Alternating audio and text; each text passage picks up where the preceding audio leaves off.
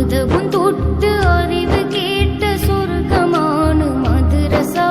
അവിടം ചെന്നിരുന്ന കാലമോർക്കുമ്പോഴെന്ത് രസ. അധർമ്മം വിട്ട് അറിവിൻ വെട്ടം കാട്ടിത്തന്നു മദ്രസ. അതിരുകളില്ലാത്തതാണ് മദ്രസയുടെ പോരിശ. അതവും തൊട്ട് അറിവ്